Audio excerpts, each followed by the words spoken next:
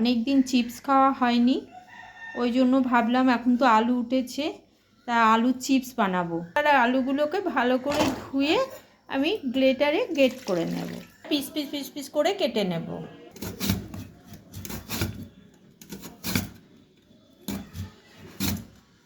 কত সুন্দর গোল গোল করে কাটা হচ্ছে। আমি জলে ফেলে দেব।